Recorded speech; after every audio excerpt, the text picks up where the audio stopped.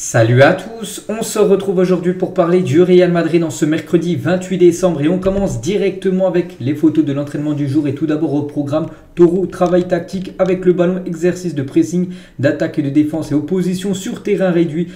Concernant Mariano, donc il est resté dans le gymnase parce qu'on peut voir qu'il est blessé. Donc Mariano ne s'est pas entraîné avec le reste de ses coéquipiers ce matin, Valdebebas, car il est blessé à la cheville. Sauf surprise, il devrait être absent pour le match contre le Real Valladolid après-demain. Vous savez que c'est le retour de la Liga après-demain pour le Real Madrid et il ne sera pas là. Mariano Diaz qui s'est blessé, on peut voir sur son compte Instagram, il a mis, en gros, il a mis une photo de sa cheville, on peut voir qu'elle est vraiment enflé, donc voilà, c'est quand même un forfait pour la rencontre. Après-demain, bon, après pas trop de conséquences parce que c'était pas sûr, bien sûr, qu'il dispute cette rencontre, vu que bien sûr Benzema sera certainement titulaire, et vu qu'il joue le même poste que lui, donc c'est bien sûr pas un gros coup dur, on va dire, pour le Real.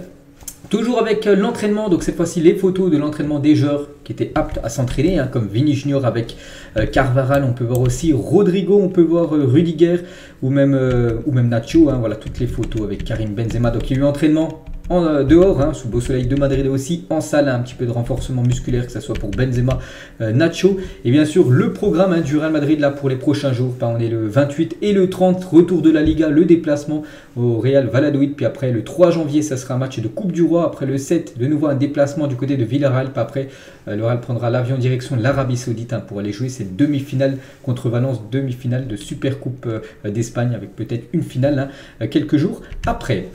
On va parler de Vini et Rodrigo. On dit à Ancelotti qu'ils étaient prêts à commencer contre Valladolid, eux qui sont revenus, c'est avant-hier, l'a dit, à l'entraînement du côté du Real Madrid. Et ils ont dit à Ancelotti qu'ils étaient aptes à disputer directement et rentrer, en commençant directement titulaire cette rencontre après-demain soir. Et du coup, on peut voir le 11 qui pourrait peut-être commencer titulaire. D'après Marca, ils ont fait une compo probable. Donc Courtois au but, à Mendy, Alaba, Rudiger, Carvajal. En défense, donc Ceballos, Toni Kroos, Valverde milieu de terrain. Et devant, ça pourrait être Benzema, Asensio et la place d'Eden Hazard qui était pressenti de commencer titulaire. Du coup, ça pourrait être Vini Junior, parce que Vini Junior s'est dit qu'il était apte à jouer à cette rencontre. Du coup, Hazard devrait peut-être commencer sur le banc. Donc après, ça peut encore bouger, vu que c'est après-demain cette rencontre. Et côté Valladolid, les gars, quelques déclarations du défenseur Sergio Escudero, donc défenseur de Valladolid. Il a dit prendre en défaut le Real Madrid est assez compliqué. Ils ont une équipe complète avec des joueurs de haut niveau. Je suis sûr qu'ils attendent aussi avec impatience le retour de la Liga et ça sera un match très difficile. Il a également dit qu'il faudrait être très intense, avoir le ballon et ne pas perdre notre identité. Nous devons essayer qu'ils ne procèdent pas en contre-attaque parce qu'ils sont très rapides dans ce domaine avec beaucoup de joueurs de qualité. Bien sûr. Et les deux dernières déclarations de ce défenseur de Valladolid, il a dit si je pouvais retirer n'importe quel joueur du Real Madrid, je choisirais Toni Kroos ou Modric parce que tout le jeu de l'équipe passe par eux. Kroos et Modric. Et pour finir avec lui, toutes les équipes ont leurs forces et leurs faiblesses. Nous avons travaillé sur les problèmes de défense face à une équipe très verticale. Nous devons essayer de couper ses actions et de les empêcher de jouer confortablement. Donc voilà ce qu'il a pu dire en conférence de presse avant ce match après-demain contre le Real Madrid. La une du journal AS aujourd'hui, en ce mercredi 28 décembre. Donc Gaz, en gros, entraînement. On peut voir Karim Benzema. Et l'autre grand journal, madrilène. Donc il y a AS et aussi Marca. Et eux, Marca, ça parle de Bellingham. Et on peut voir le titre accélération pour Bellingham. Donc le Real Madrid se tourne déjà vers les proche du joueur. Le Borussia Dortmund a donné au joueur la possibilité de choisir sa prochaine destination. Il ne viendra que la saison prochaine, une opération à hauteur de 100 millions d'euros d'après Marca. Donc voilà, toujours dans ce journal Marca, il y a aussi des autres infos concernant Bellingham, que le Real est en contact avec Jude Bellingham depuis plus d'un an. Ça fait déjà un an qu'il y a un contact, peut-être pas avec le joueur, mais peut-être avec son entourage, sa famille et peut-être pourquoi pas son agent aussi. Il lui a demandé d'attendre, de ne pas renouveler son contrat avec le Borussia Dortmund et il s'est conformé en gros. C'est pour ça qu'il n'a pas prolongé à Dortmund. C'est pour ça que le Real Madrid saute bien sûr sur l'occasion. Toujours avec Dortmund autorisé Jude Bellingham à choisir lui-même sa prochaine destination, ce qui signifie qu'il ne sera pas nécessairement vendu au plus offrant. Par exemple, je sais pas, le Real propose 100 millions d'euros, Manchester City en propose 130 millions d'euros. Donc voilà, Dortmund, ils se disent on va plus le vendre à City vu qu'ils proposent plus. Non, ils ont laissé le choix à Jude Bellingham de choisir, ça sera plus offrant en gros qu'aura la signature de Bellingham. Donc ça c'est une bonne nouvelle bien sûr pour le Real Madrid parce qu'ils ne veulent pas mettre plus qu'un certain montant. Et toujours avec le montant fixé, donc le Real Madrid a fixé un package total de 130 millions d'euros, donc inclut tout, qui inclut le transfert, qui inclut les bonus, tout ça, les commissions pour les agents, 130 millions voilà, tout, hein, tout compris, sans bien sûr les salaires après, parce que salaire, ça sera saison par saison. Du coup, voilà, ça sera 130 millions, tout compris hein, pour Bellingham. Hein. Bien sûr, le maximum que pour offrir le Real Madrid. On va parler d'Alphonso Davies. Hein. Vous savez, hier, on a parlé d'Alphonso Davies parce qu'il a fait la une d'un journal madrilène en disant que le Real Madrid était intéressé pour sa signature en 2024. Et du côté des Twitter qui relayent les infos concernant le Bayern Munich, hein, le média Bayern France, par exemple, ils ont dit le Bayern ne vendra pas Alphonso Davies. Hein. Les rumeurs venant d'Espagne ne changent rien à l'intérêt du Bayern de prolonger, hein, bien sûr, Alphonso Davies, hein, comme chacun de ces jeunes, hein, au-dessus de 2025. De plus, donc Alphonso est très heureux au Bayern. Hein, donc voilà, ce qui dit que le Bayern Munich ne pense pas du tout à le vendre. Hein, et ils aimeraient même le prolonger hein, pour des années futures. Donc on verra, bien sûr, hein, parce que le joueur peut à tout moment refuser de signer, hein, enfin de prolonger du côté du Bayern, et bien sûr il peut aller n'importe où. Le Real Madrid s'attend à ce que Toni Kroos prenne une décision d'ici la fin janvier, d'après le journal AS. Voilà, Toni Kroos c'est imminent, d'ici un mois on connaîtra s'il prolonge ou arrête sa carrière. Hein. On espère qu'il continue sa carrière du côté du Real Madrid. Toujours avec le Real, donc a déjà décidé que Bruno Iglesias partirait en prêt en janvier. Donc Bruno Iglesias en gros c'est un jeune joueur hein, de l'équipe B de la Fabrica, et il va aller prendre un peu de temps d'expérience voilà, de la Liga en prêt en janvier, là, de janvier à juin. Donc voilà, ce joueur est prêté, bien sûr. C'est un joueur hein, qui comptera certainement pour le futur du club en équipe première.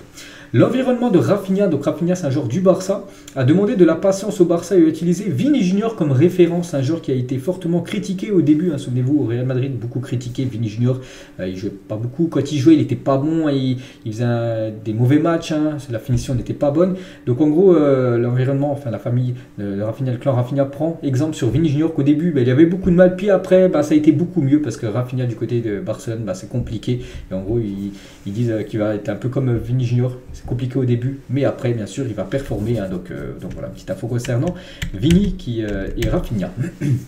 Toujours tiens avec Vini Junior.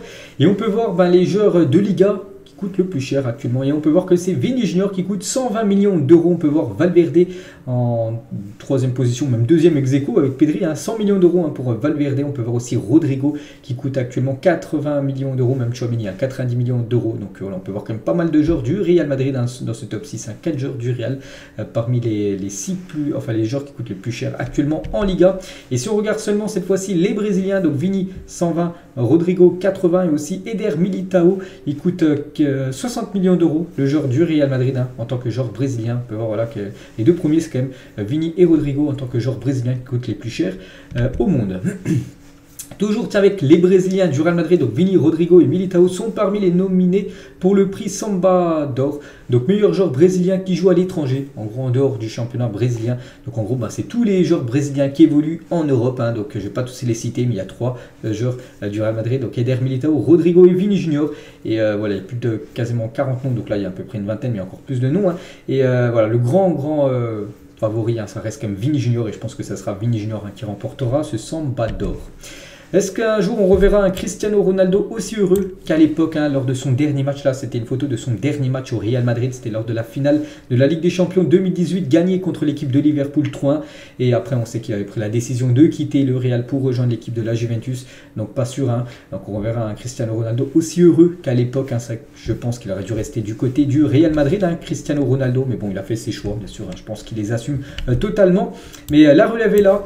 Et après 4 ans, Cristiano Ronaldo Junior, donc son fils, a fait son retour au Real Madrid dans l'équipe U14. Donc voilà, retour de l'enfant, enfin du fils hein, de Cristiano Ronaldo du côté de l'académie du Real Madrid, qu'il avait déjà évolué hein, bon, dans les toutes petites catégories hein, quand Ronaldo évoluait du côté du Real Madrid. Donc lui il avait joué je crois que les U9 tout ça madrilène, donc après il était parti à Manchester et là il revient du côté de Madrid. Bon après je sais pas si par exemple Ronaldo, son père signe du côté d'Al Nasser, est-ce qu'il restera encore au centre de formation du Real Madrid hein, parce que voilà c'est en Espagne, en Arabie Saoudite, c'est pas à côté, ça je ne sais pas, mais voilà une chose qui est sûre hein, c'est qu'il a rejoint pour l'instant hein, l'académie, le centre de formation madrilène, donc peut-être un futur joueur de l'équipe première, hein, c'est ce qu'on espère bien sûr pour le fils de Ronaldo.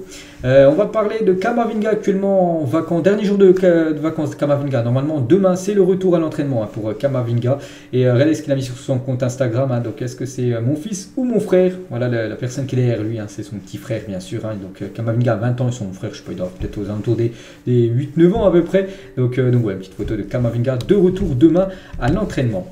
Rémi Rezus, un joueur du Real Madrid prêté actuellement à l'équipe de Gérone, n'y arrive pas. Il a seulement disputé 311 minutes de jeu cette saison, donc c'est pas beaucoup, 311 minutes de jeu. Il a déjà arrêté 8 matchs à cause de problèmes physiques et sa blessure actuelle, une déchirure musculaire au biceps fémoral de la jambe droite, le mettra KO, donc en gros forfait jusqu'à début février. Donc voilà, ça va, c'est pauvre comme Rémi Rezus. Voilà, donc il n'arrive pas. Il a vraiment du mal en Europe depuis son arrivée à Madrid. Après, il avait été prêté à Dortmund, tout ça. Il a beaucoup de mal. Donc, on espère voilà, que ses blessures déjà le mettent de côté. Parce que voilà, quand un jeune joueur en plus est blessé, c'est compliqué à avoir de la progression. Puis après, qu'il soit performant quand il est apte à jouer. Voilà, peut-être un jour, il reviendra au Real Madrid. Et peut-être il sera bien sûr un joueur important de l'équipe première. C'est ce qu'on espère pour lui. Andrea Pirlo, une ancienne légende de l'Italie, l'a dit, j'étais très proche de signer pour le Real Madrid après la Coupe du Monde 2006. Voilà. Du coup, il n'a jamais rejoint cette équipe du Real Madrid. C'est dommage. Bien sûr, un Pirlo du côté du Real Madrid en 2006, ça aurait pu être très très lourd pour le club. Lui aussi, il a joué du côté du Real Madrid il y a quelques années à Sergio Ramos. Regardez une photo de CR4 à l'époque, bien sûr. Ce leader, cette légende du côté de Madrid. Ces deux-là aussi ont joué du côté du Real Madrid, Zinedine Zidane et Ronaldo R9. Là aussi, il y a une photo qui doit dater d'il y a plus de 15 ans, bien sûr, parce qu'on peut voir leur visage jeune à ces deux-là. Et Zidane, les gars, par rapport à son quart de finale contre le Brésil en 2006. Le Brésil en 2006, l'un de mes plus beaux matchs chez les Bleus. Est-ce que je joue blessé en plus, j'ai une boule sur la cuisse, personne ne l'a su. Je passe des examens, ils me disent que je ne joue pas. Je dis quoi? Hors de question. Il a voulu jouer, puis il a fait une masterclass. Zidane, il a été énorme lors de cette rencontre. Il avait éliminé à lui seul cette équipe brésilienne. On va parler de Karim Benzema. Le dernier like de Karim Benzema veut tout dire. Donc voilà, le Twitter Karim Benzema, on peut voir dans sa partie j'aime. Et il a liké ça. Karim Jaziri, son ex-agent et copain de Karim. C'est Karim Jaziri qui dit ça. Je pose ça là. Mais avant ça, j'ai consulté 3 spécialistes qui confirment le diagnostic. Benzema aurait pu être apte à partir des 8e de finale pour au moins être sur le banc. Voilà. Donc pourquoi lui avoir demandé de partir si vite, et Karim Benzema a liké voilà, le post de Karim Jaziri en disant que c'est totalement vrai. Donc c'est vrai que ça c'est un gros point d'interrogation. Pourquoi voilà, le staff de l'équipe de France, le médecin de ça, Deschamps, nous dit de partir aussi vite de l'équipe de France. Donc je pense qu'on connaîtra la vérité très prochainement. Le légendaire Modric, les gars, en mode légende sur les passes D. Regardez celle tout en bas, on se souvient, c'était contre Chelsea, sa passe décisive de l'extérieur du pied droit pour le but. Je crois que c'était Rodrigo qui avait marqué juste après. Celle du milieu, je me souviens, c'était un match, la finale de la Ligue des Champions contre la Juventus, où il avait été aussi auteur d'une passe décisive. Et tout en haut, c'était un corner de Luka Modric contre l'Atlético Madrid, également auteur d'une passe D.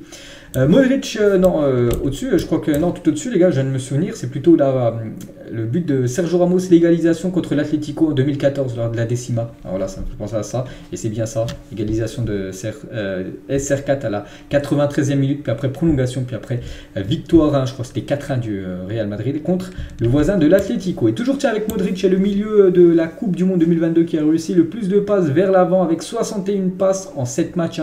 Tchouaméni se classe à la 3e place avec 37 passes vers l'avant en 7 matchs. Voilà, une petite info concernant ces deux-là.